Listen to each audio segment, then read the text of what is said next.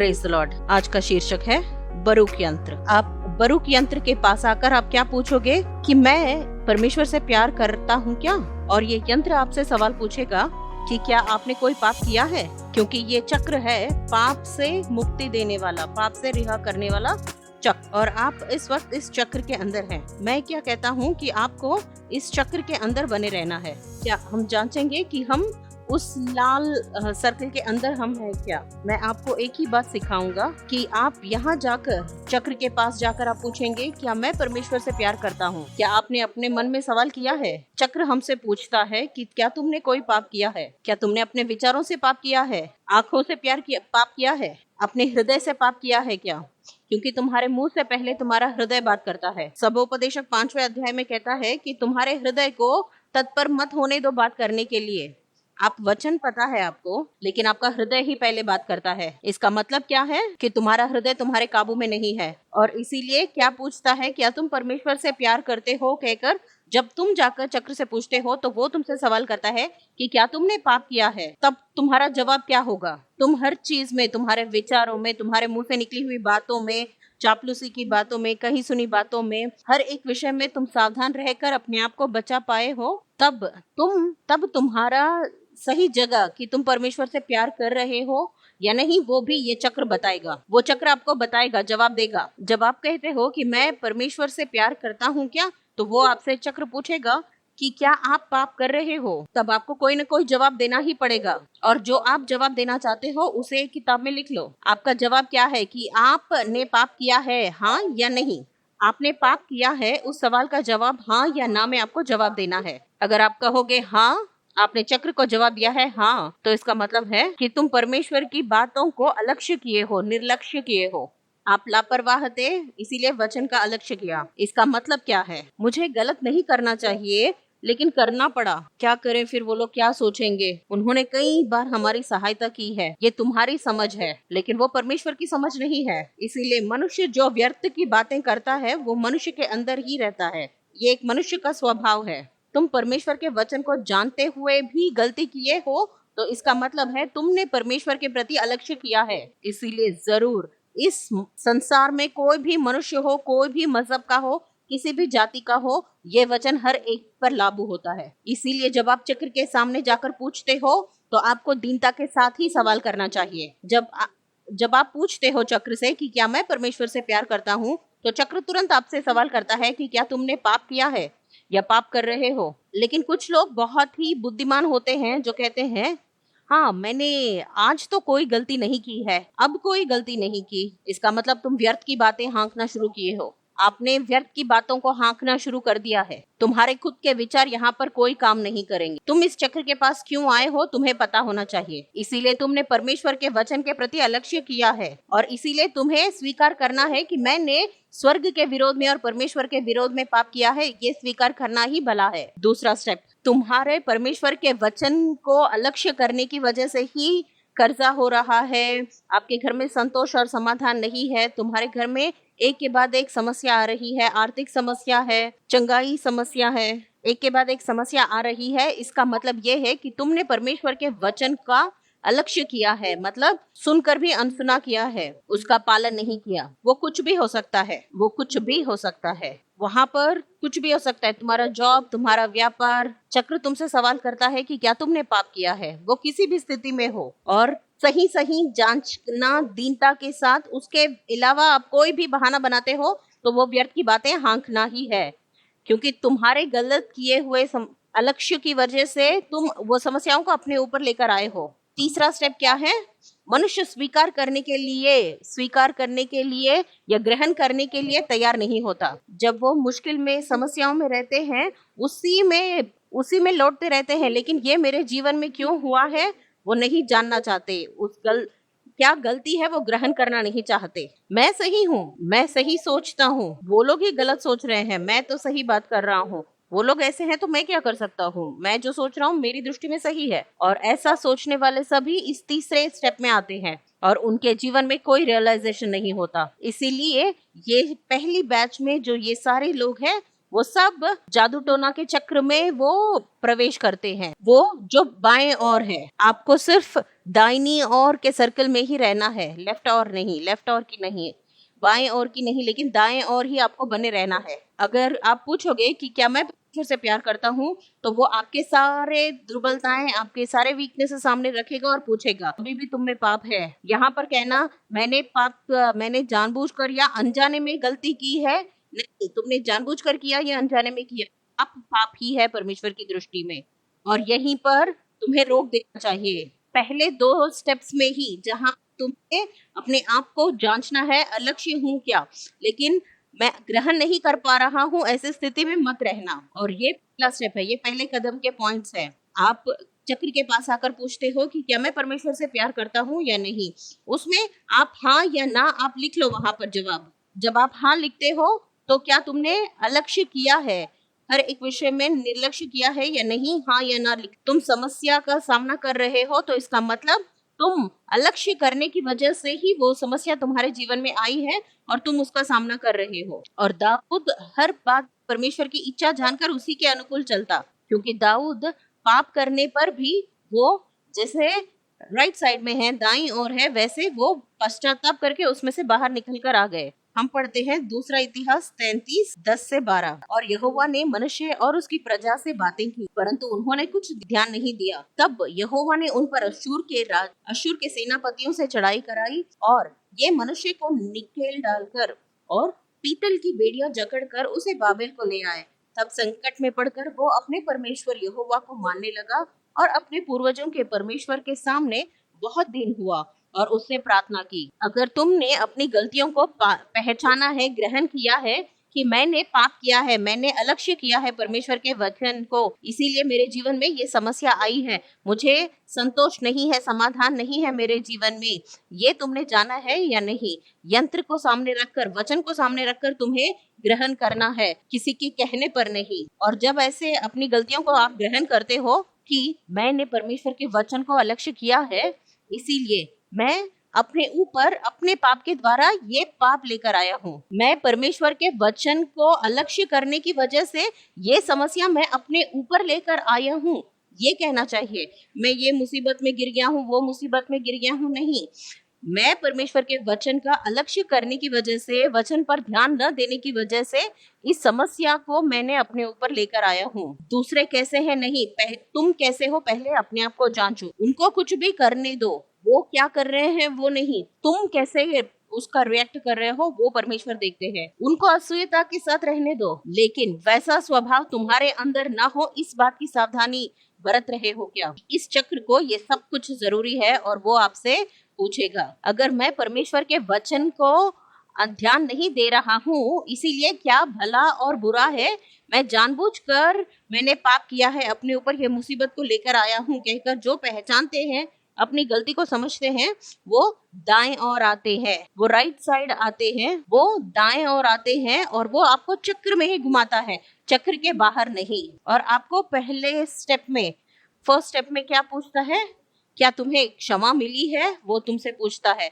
चक्र पूछता है क्या तुम्हें क्षमा मिली है, क्या आपको क्षमा मिली है, चक्र आपसे पूछता है। या फिर आपको पाप की क्षमा कैसे भी मिलना ही है, आपको क्षमा मिलना चाहिए और पाप की क्षमा कैसे भी मुझे मिलना है, और आपको मिला है या नहीं, आपने क्षमा पाया है या नहीं, बाजू वालों को पूछना नहीं, लेकिन आपको पता होना चाहिए कि आपको क्षमा मिली है या नहीं, आपने क्षमा पाया है या नहीं। ये चक्र, मैं गलती नहीं करता हूँ, उनकी बातों पर विश्वास करके मैंने ऐसी बातें कह दी कहकर अगर तुम तीसरों पर, किसी और पर निंदा डालते हो तो भी ये चक्र उसे स्वीकार नहीं करता। ये चक्र बहुत स्ट्रिक्ट लेता है। तुम वफादार मन के साथ अगर ठहरोगे तो ही वो चक्र तुम्हारी सहायता कर पाएगा। और जब भी आप सवाल करोगे चक्र से और व्यर्थ की बातें हाँकने लगोगे तो वो कोई जवाब नहीं देगा आपको चक्र। और ये व्यर्थ की बातें क्या है, मैंने क्यों किया, मुझे ऐसा कहना पड़ा क्योंकि ऐसा क्यों हुआ, ये सब कुछ ये व्यर्थ की बातें ही हैं। तो फिर आपको कैसे पता चलता है कि आपके पाप क्षमा पाए हो या नहीं? क्योंकि जादूगर ने भी बैप्टिज्म लिया था, साइमन जादूगर ने भी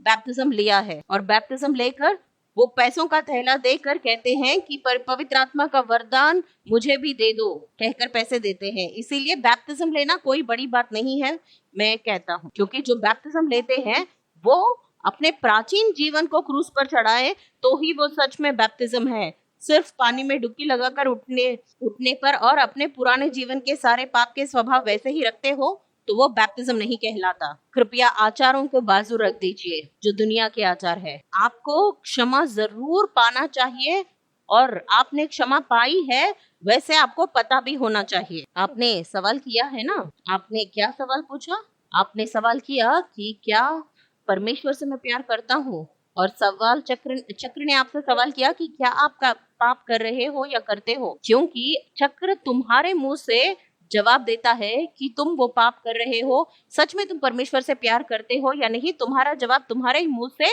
निकलवाएगा। और जब तुम्हें चक्र कहेगा कि तुम जानो कि तुम्हें अपनी क्षमा पाए हो या नहीं, उसके बाद तुम्हें नेक्स्ट स्टेप पर लेकर जाता है। और वहां पर क्या है, तुम्हें अपनी गलती का एहसास होना चाहिए, समझ होना चाहिए, ग्रहण होना चाहिए। तुम्हें क्या समझना चाहिए कि तुम्हारे पश्चाताप में, तुम्हारी नजर में तुम्हारा पश्चाताप या तुम्हारे पश्चाताप में तुम्हारी नजर से, तुम्हारी दृष्टि के अनुकूल देख रहे हो या परमेश्वर की दृष्टि से देख रहे हो, क्योंकि परमेश्वर की दृष्टि में वो सही होना चाहिए, तुम्हारे इच्छा के अनुकूल, तुम्हारी बुद्धि के अनुकूल नहीं। जिस विषय में तुमने अपनी गलती को पहचाना है और चाहते हो कि मैं इस विषय में पश्चाताप करूं, उसमें तुम्हारी दृष्टि में सही रहना नहीं, लेकिन परमेश्वर की दृष्टि में तुम्हें सही होना चाहिए। अगर तुम्हारी दृष्टि में सही है तो फिर आप क्या कहोगे? हाँ परमेश्वर मुझे माफ कर दीजिए प्रभु, कहते हो, और तुरंत हाँ धन्यवाद प्रभु कि आपने मुझे माफ कर दिया। ऐसे माइंडसेट जिसके होते हैं उनको कहेंगे परमेश्वर जो मूर्ख है, ऐसे ही उनके स्वभाव होते हैं, क्योंकि उनको वचन पता नहीं, परमेश्वर को क्या प्रिय है नहीं जानते, परमेश्वर की दृष्टि के अनुकूल कैसे जीना है पता नहीं। सब कुछ तुम अपने काबू में रखना चाहते हो, परमेश्वर को भी अपने काबू में रखना चाहते हो, इसीलिए सॉरी कहकर तुरंत थैंक यू लॉर्ड माफ कर दिया कहते हो। इसीलिए तुम्हें क्या समझना चाहिए, क्या एहसास होना चाहिए कि तुम्हारा पश्चाताप जो तुम्हारी नजर में सही है या परमेश्वर की दृष्टि में सही है या नहीं। तुम्हें ये एहसास होना चाहिए, ये समझ होना चाहिए कि परमेश्वर की दृष्टि में मेरा पश्चाताप सही हो। और इसके द्वारा तुम क्या जान रहे हो, और जब तुम परमेश्वर के अनुकूल पश्चाताप करते हो तो यूसुफ और याकूब की संगति में, उस समूह में तुम प्रवेश करते हो। इसका मतलब तुम्हें पाप की क्षमा मिलती है तो तुम दोबारा गलती नहीं करोगे, तुम्हारे पाप क्षमा किए गए हैं। ये तुम्हें कैसे पता है? क्योंकि गलती करने का मौका तुम नहीं देते हो, वचन को तुम्हारे अनुकूल, अय्यूब के मित्रों की तरह वचन को अपने अनुकूल नहीं बदलोगे, और ऐसे लेते हुए ऐसा दुर्भाग्य जीवन नहीं जियोगे, ऐसा भ्रष्ट जीवन वचन को अपने अनुकूल जीने वाला वैसा तो तुम नहीं करोगे। अगर हमें कोई वस्तु पसंद आए तो हम कहते हैं मुझे वो चाहिए ही चाहिए, आप कुछ भी करो मुझे वो चाहिए ही चाहिए, ऐसे जिद करते हैं। और वहां जाने के बाद आपको वो नहीं मिलता है तो तुम क्या कहोगे? हाँ ठीक है, ये नहीं तो कुछ और दिला दो। पर अगर तुम वही वचन में रहोगे तो तुम क्या सोचोगे? परमेश्वर मुझे ये चाहिए, लेकिन प्रभु क्योंकि मैं एक मनुष्य हूँ और मैं मांग रही हूँ, इसीलिए तुरंत मुझे मत दे देना। तो फिर आपको दिमाग में आएगा, सर्कल आपसे पूछेगा वचन है ना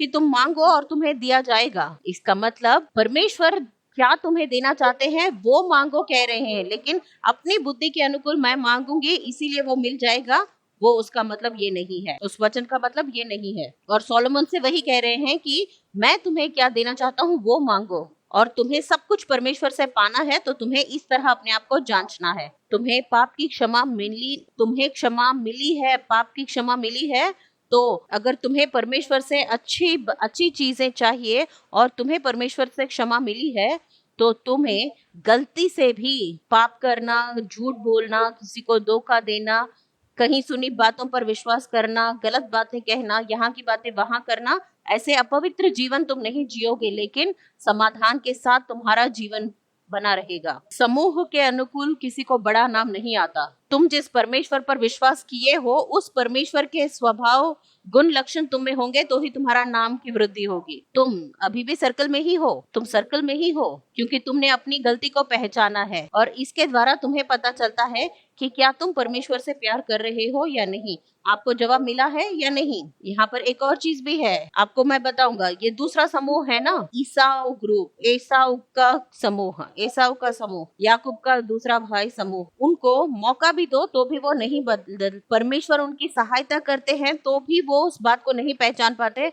अपने मुंह में जैसी बातें आए वैसी बातें करते हैं, इसीलिए उनको क्षमा कभी नहीं मिलती। वो सच्चा पश्चाताप नहीं करते, इसीलिए परमेश्वर उनको क्षमा नहीं करते और ना उनको आशीष देते हैं, क्योंकि पिता को ऐसे लोगों को आशीष देना पसंद नहीं है। क्योंकि वचन कहता है कि पिता परमेश्वर, आपके नाम पर मैंने उनको प्रतिष्ठित किया है, आपके नाम पर उनको बचाया है, क्योंकि नाश पुत्र के अलावा और कुछ भी नाश नहीं हुआ। वचन कहता है अगर आप में नाश का पुत्र नहीं है तो ही आप में वो पश्चाताप, गलती किए बिना अपने आप को सावधान रखना, ऐसा समाधान भरा जीवन तुम्हारे अंदर रहेगा और वही याकूब का वंशावली और उनके आशीर्वाद के पात्र आप बनोगे। एक और समूह भी है, एसाऊ का समूह, जिसने अपने ज्येष्ठत्व को बेच डाला। तुम ये अधिकार को, ज्येष्ठत्व को बेच देना मतलब तुम झूठ बोल रहे हो, तो इसका मतलब तुम झूठ के लिए अपने अधिकार को बेच रहे हो, ज्येष्ठत्व के अधिकार को बेच रहे हो। यहाँ कहीं सुनी बातों पर विश्वास करके किसी और के पास जाकर शिकायत करना, ऐसी व्यर्थ की बातों में तुम अपना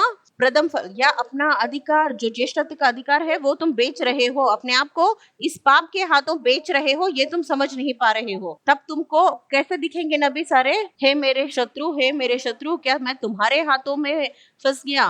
मतलब नबी तुमको अपने शत्रु दिखाई देते हैं, क्योंकि ये जादू टोना कराने वाले लोग या जादू टोने में जो है वो कैसे होते हैं वो आपको पता होना चाहिए ना।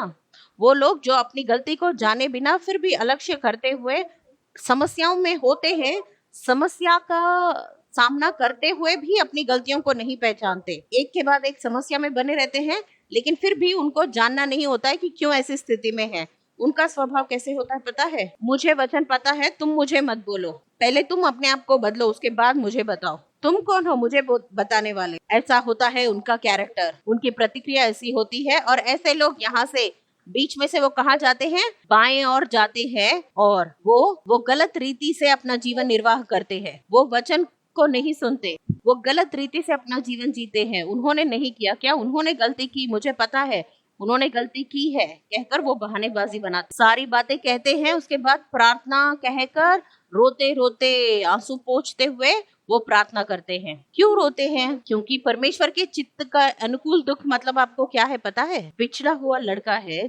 तो फिर पिता क्या मनुष्य को देखकर अपने बेटे को ढूंढवाए क्या? क्यों नहीं ढूंढवाए? क्योंकि वो अपनी गलती को, उस छोटे बेटे ने अपनी गलती को पहचान कर, जानकर पिता के पास वापस आए।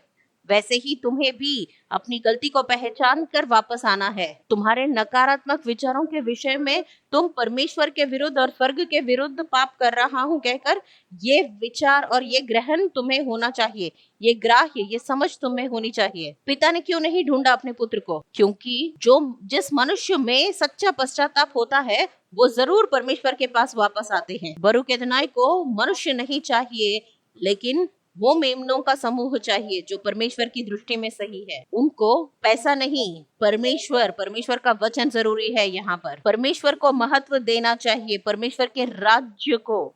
परमेश्वर की इच्छा है कि सबको सुरक्षित रखे, पाप से मुक्ति दे, क्योंकि मेरे मेमने मेरी आवाज को सुनते हैं, किसी आचार पर नहीं, वो मेरी आवाज को पहचानते हैं। यहाँ पर एक बात बोलते हैं और वो एक बात पकड़कर 10 लोगों को जाकर बोलते हो। उन्होंने जो बात बोली है उनको पता भी नहीं होता कि क्या वचन बोला गया है या कोई मर्म की बातें बताई गई है, कुछ भी पता नहीं होता। कैसे परमेश्वर ऐसे लोगों के जीवन में उजाला बनकर रह सकते हैं? पहले तुम उस अंधकार भरे जीवन से बाहर निकल कर आओगे तो ही तुम उस उजाले को देख पाओगे। जो बाईं ओर है वो सब उस अंधकार में ही है, उस अंधकार में ही है, क्योंकि वो गलत रीति से अपना जीवन जी रहे हैं, गलत तरीके से अपना जीवन जी रहे हैं।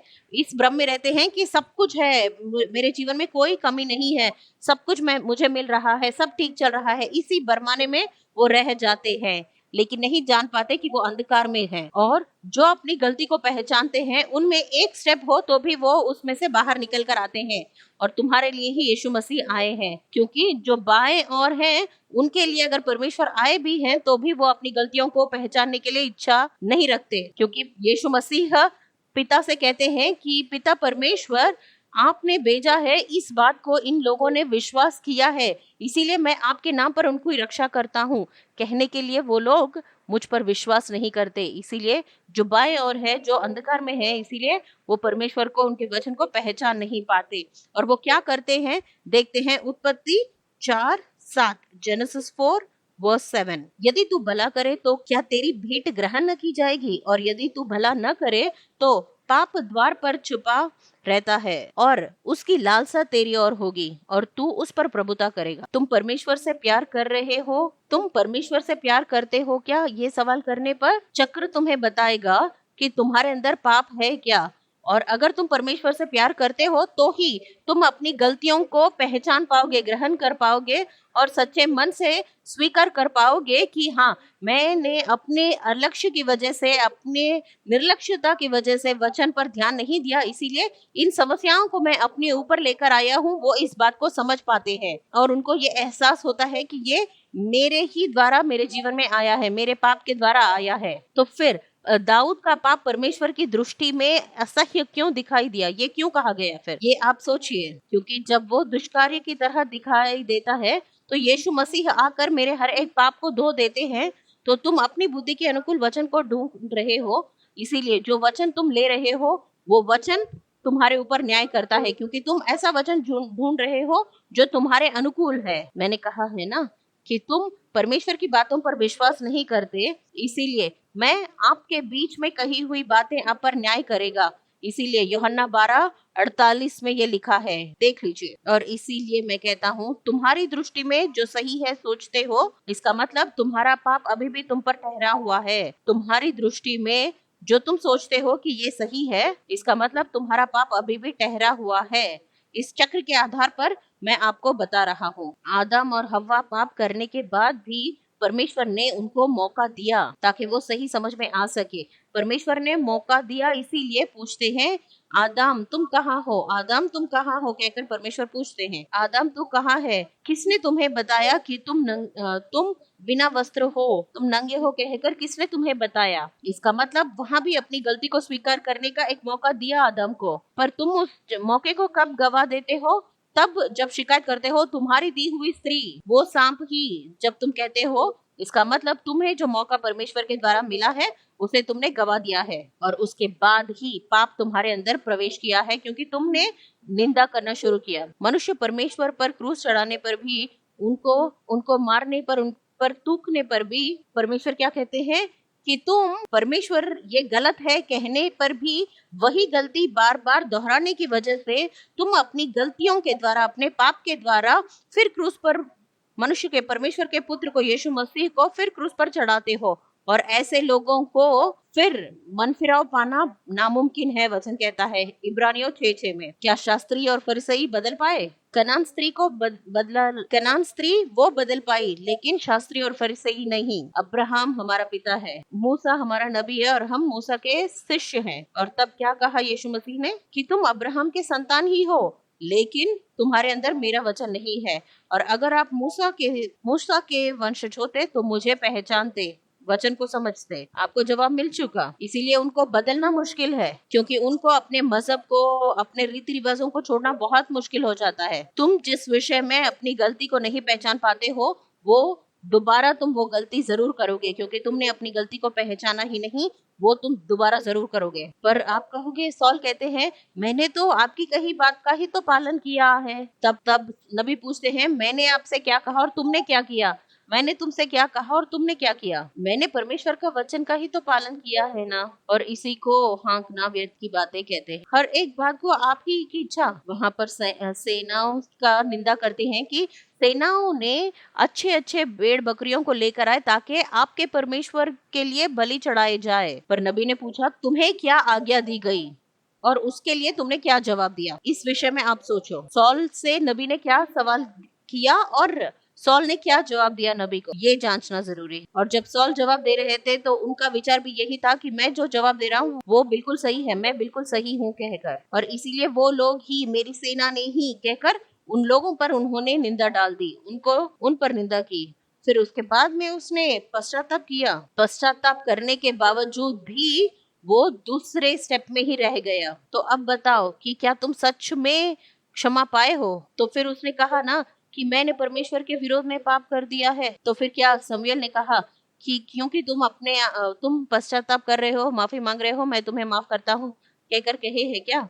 नहीं, इसका मतलब है तुम्हें क्षमा नहीं मिली, लेकिन तुम अपने मुंह से तो कहते हो कि मुझे माफ कर दो। नबी से कहते हैं कि आप मेरे पास आओ, मेरे साथ आओ, लोग क्या सोचेंगे? नबी ने कहा नहीं, मैं नहीं आऊंगा, मैं नहीं आऊंगा, मैं नहीं आऊंगा। जब तुम नहीं आओगे क्या कहकर पूछने पर जब उन्होंने मना किया तो जबरदस्ती नबी के कपड़े फाड़ दिए। वो मुंह से क्षमा मांगते हैं लेकिन उनका एक्शन कैसे होता है? आप आइए ना वरना मैं अपना इज्जत गवा दूंगा। मुंह से कहते हैं कि मैंने परमेश्वर के विरोध में पाप किया है, मुझे क्षमा कीजिए। वो आकर तुमसे भी कह सकते हैं कि मुझे माफ कर दीजिए, मैंने पाप किया है, मैंने गलती की है। और फिर बाहर आने के बाद फिर वो गलत बातें करते हैं। सॉल जैसे किए हैं वो सब ऐसे ही करते हैं। तुम आगे वालों के बारे में बात करो, तब जब तुम हर स्थिति में हर एक बात में तुम सही हो तब तुम दूसरों के बारे में बात कर सकते हो। तुम हर एक काम में सही हो तो तुम बात कर सकते हो, वरना बात करने का अधिकार तुम्हें नहीं है। क्योंकि बाइबल में क्या है कि तुम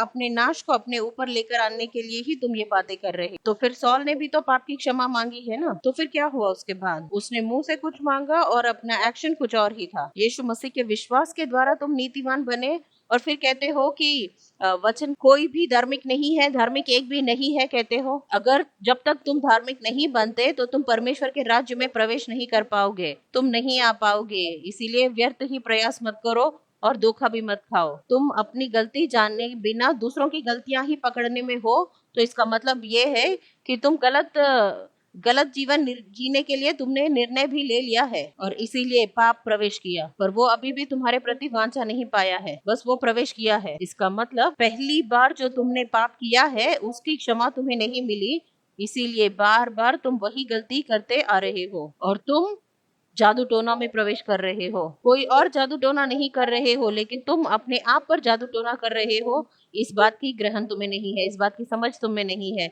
क्योंकि तुम्हें इस बात की समझ नहीं है, तुम वचन सुन रहे हो लेकिन तुम्हारा ध्यान कहीं और ही है, तुम्हारा ध्यान कहीं और है। वचन को कैसे सुनना है, कैसे ध्यान देना है, इसके बजाय तुम्हारा ध्यान किसी और चीजों पर ही है। इसका मतलब कितने साल तुमने परमेश्वर पर विश्वास किया है उतने दिन तुम्हें पाप की क्षमा नहीं मिली। और ये चक्र तुम्हें स्पष्ट रूप से बताता है कि तुमने अब तक पाप की क्षमा नहीं मिली। पहली बार की गलती में जो तुमने रियलाइज किया उस मनुष्य से जिसके साथ तुमने वो पाप किया है उसके साथ और परमेश्वर के सम्मुख में तुम्हें वो क्षमा पाना वो भला है। लेकिन ये कहना कि मैं परमेश्वर से क्षमा मांग लूंगा, किसी और के पास जाकर, मनुष्य के पास जाकर मैं माफी नहीं मांगूंगा, अगर आप ऐसा सोचते हो तो वो सही नहीं है। उसका कोई फायदा नहीं होता ऐसे क्षमा करने पर, ऐसे क्षमा मांगने पर। तुम जिसके पास जाकर मैं आपके बारे में ऐसे गलत विचार किया हूँ, मैंने आपको गलत सोचा है, गलत समझा है, मैंने आपके बारे में ऐसे गलत कहा है, इस तरह मेरे गलत विचार के द्वारा मैंने गलत किया है, पाप किया है कहकर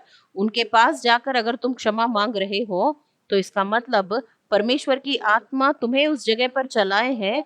इसीलिए उस मनुष्य के पास से और परमेश्वर से भी क्षमा तुम उसी समय पाते हो। लेकिन अगर आप सोचोगे कि मैं वहां जाऊंगा तो वो लोग क्या सोचेंगे, वो लोग कुछ ना कुछ कहेंगे, खामखा मैं अपना इज्जत गवा दूंगा, ये सारी बातें चक्र तुम्हें रिसीव नहीं करता और तुम व्यर्थ में सौदे मतलब व्यर्थ की बातें हाँकते रहोगे। तुम वहां जा रहे हो तो इसका मतलब परमेश्वर की शक्ति तुम्हें वहां लेकर जा रहा है, क्योंकि परमेश्वर की आत्मा ने तुम्हें वहां लेकर गए हैं। इसीलिए मैं आपके बारे में ऐसे सोचा था, व्यर्थ मैंने आपके बारे में ये सब कुछ सोचा है, मुझे माफ कर दीजिए, मुझे माफ कर दीजिए, मैं दूसरी बार ऐसे नहीं करूंगा कहकर तुम सच्चे मन से जब आप माफी मांगते हो तब तुम सही चक्र में आकर बैठते हो, सही सर्कल में आकर बैठते हो। लेकिन तुम्हारे मन में ऐसा नहीं है ना। लेकिन सही राह में जाने के बजाय अगर आप बाएं और जाओगे, जो गलत रीति से जीवन जीना है, तो तुम जादू टोनों में प्रवेश कर देते हो और तुम अपना जीवन गलत तरीके से जीना शुरू कर देते हो। और इसीलिए पहली बार जो तुमने गलती की उसकी क्षमा तुमने नहीं पाया,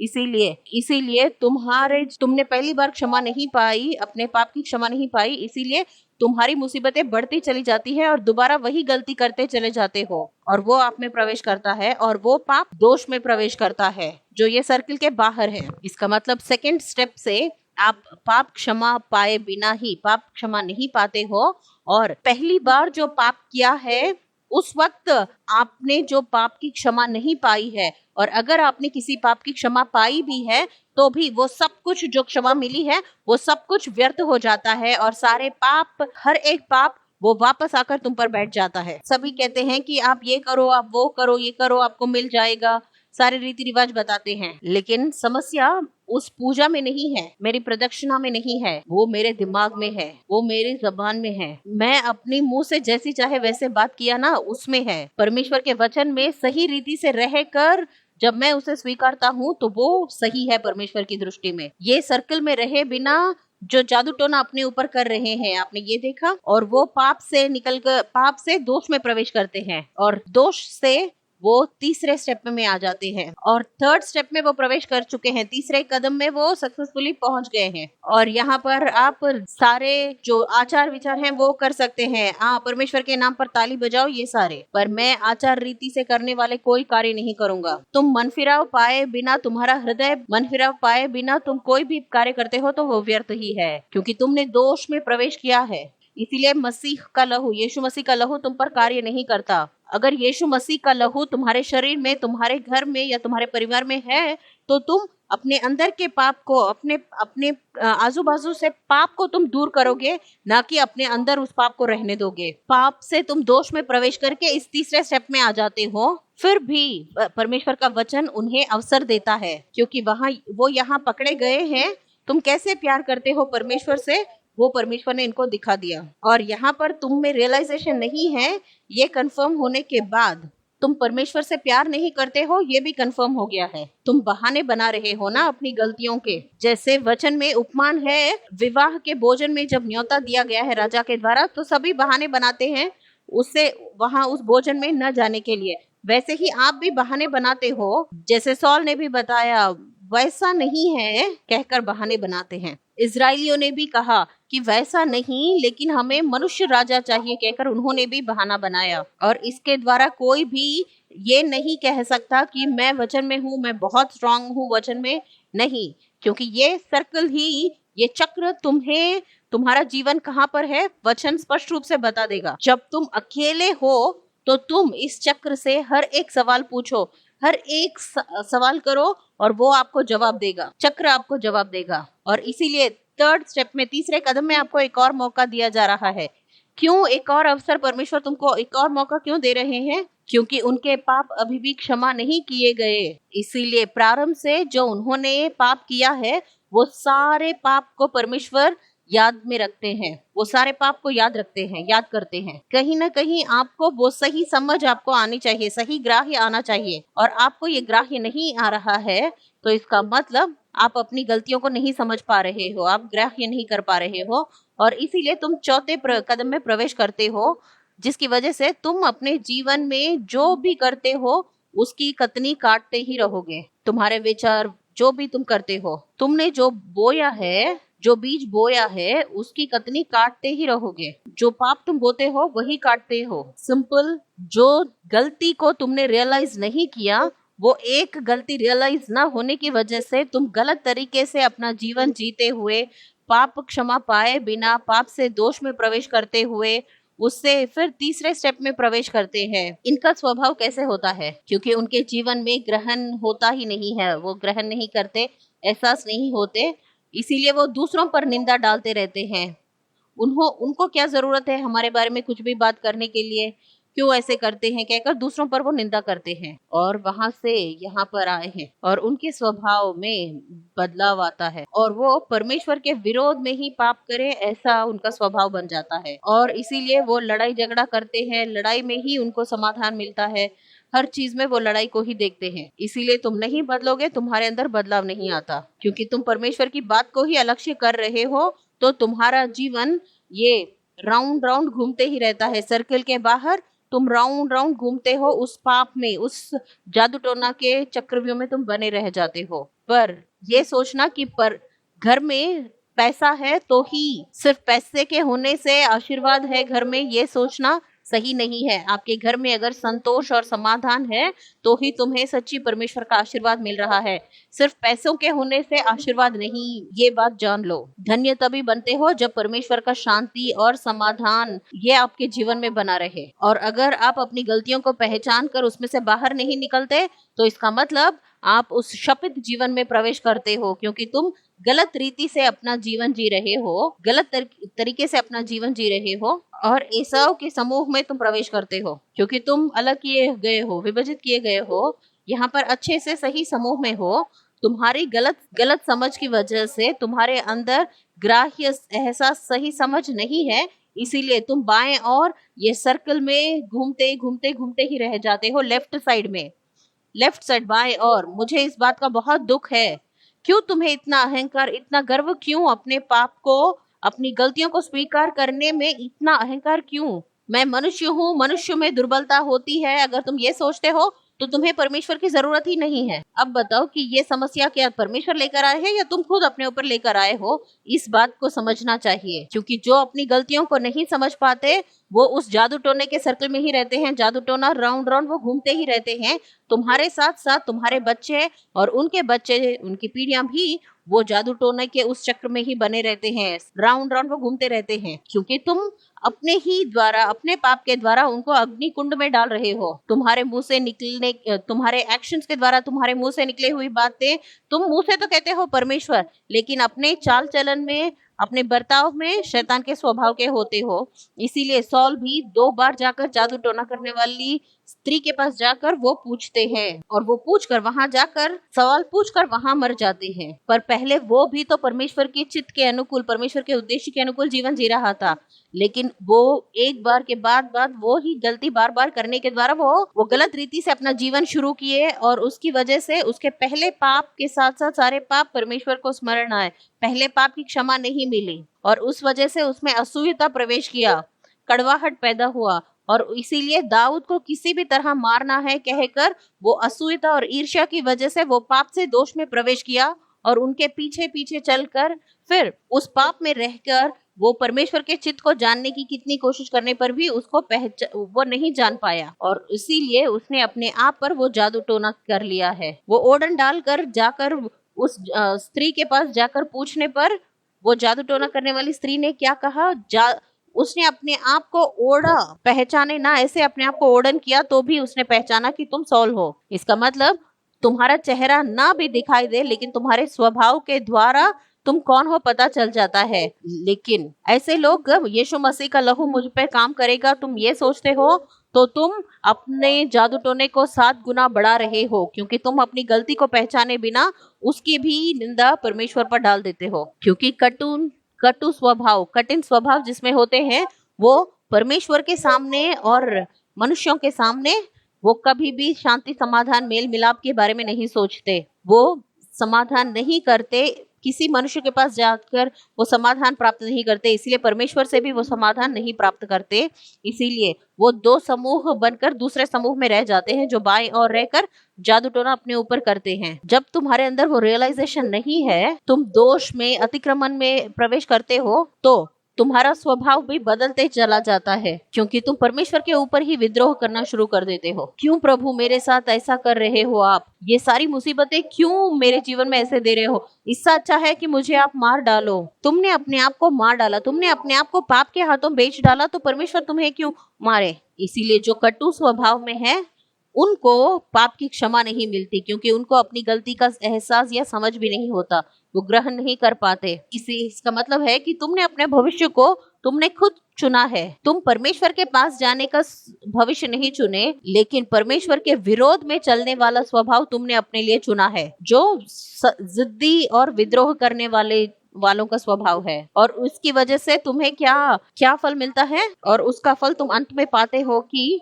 यही उस बीज में है। सारे लोग उस बीज के उपमान को बात करते हैं, लेकिन उसका सही मतलब समझा नहीं पाते, क्योंकि मनुष्य जो बीज बोते हैं वो काटते ही जाते हैं। तुम भलाई का बीज बोओगे तो वही काटते रहोगे, और बुराई को बोओगे तो बुराई ही काटते रहोगे। इसीलिए तुम जो बीज बोते हो तुम उस पर बहुत ज्यादा ध्यान रखते हो। इसका मतलब क्या है पता है? तुमने जो बीज बोया है उस पर श्रद्धा रखे हो तो इसका मतलब मैं सही हूँ, मैंने वैसा नहीं सोचा, मेरा उद्देश्य गलत नहीं था, मैं दूसरों की तरह नहीं हूँ। इसका मतलब तुम जो गलत बातें कहे हो उसी का कतनी काट रहे हो, लेकिन तुम्हारा ध्यान तुम क्या कतनी काट रहे हो इस पर ध्यान है, लेकिन तुमने क्या बीज बोया है उस पर ध्यान नहीं रखते। क्योंकि याद रखो, जो भी तुम कतनी काटते हो उसको 7 गुना उसका प्रतिफल, उसका शिक्षा तुम प्राप्त करते हो। क्योंकि तुम जो बीज बोते हो वही तुम्हारा भविष्य बदलता है, उसी के द्वारा तुम्हारा जीवन बदलता है। मतलब अविधेय जीवन, पाप क्षमापन ना हो, पाप की क्षमा ना हो, इस तरह का जीवन वो जीवन जीते हैं। शालोम।